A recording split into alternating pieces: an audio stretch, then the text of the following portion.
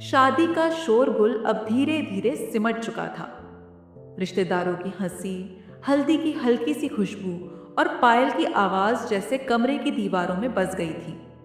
लेकिन उस वक्त जब सब कुछ थम गया था, मैं खड़ी थी अपने नए कमरे के दरवाजे पर, उस इंसान के सामने जिसके साथ मुझे अब उम्र बितानी थी। मैंने धीरे से नजर उठाई। वो खड़ा था, आंखों में एक हल्की सी मुस्कान और बहुत सी उलझने समेटे। उसका नाम अमित था। मेरी माँ हमेशा कहा करती थी कि प्यार धीरे धीरे पनपता है, एकदम बारिश की पहली बूंद की तरह।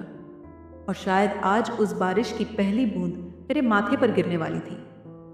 आराम से बैठो, मैं पानी लाता हूँ, उसने धीरे से कहा। कितना अजीब होता है ना, एक पल में हम एक दूसरे के अजनबी से हम सफ़र बन जाते हैं। लेकिन मेरी आंखें उस रात कुछ और ही तलाश रही थी।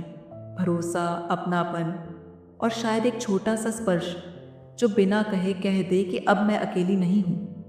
मैं चुपचाप पलंग पर बैठ गई। वो पास आया और बिना कुछ कहे मेरे बालों में उलझे पिनों को खोलने लगा। ये भारी तो नहीं लग रहे, उसका स्वर फुसफुसाहट जैसा था। मैंने सिर हिला दिया। शायद पहली बार था जब किसी ने मेरे बालों को ऐसे छुआ हो, बिना किसी जल्दबाजी, बिना किसी अधिकार के, सिर्फ स्नेह के साथ। वो धीरे धीरे पास आकर मेरे बगल में बैठ गया। कुछ देर तक कोई नहीं बोला। फिर उसने मेरी ओर देखा, जैसे कह रहा हो, तुम कुछ भी कह सकती हो, मैं सुनूंगा। मैंने अपना चेहरा उसकी ओर घुमाया और पूछा, तुम डर नहीं रहे? वो मुस्कुरा पड़ा।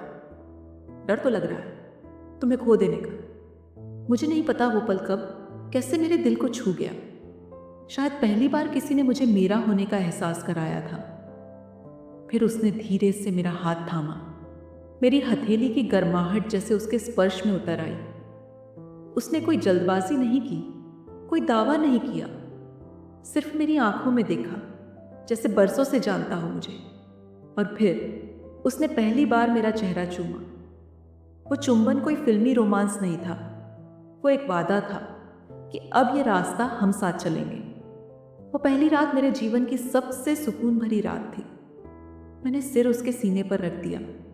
उसकी धड़कनें जैसे मेरे डर को सहला रही थीं। अगले दिन की सुबह मैं उठी तो सूरज की हल्की किरणें कमरे में उतर रही थीं। वो अब भी सो रहा था, लेकिन उसके चेहरे पर जो शांति थी वो मेरे जीवन में पहली बार आई थी। मैंने उसके माथे पर एक हल्का सा चुंबन दिया। अब ये सिर्फ मेरा नहीं, हमारा कमरा था।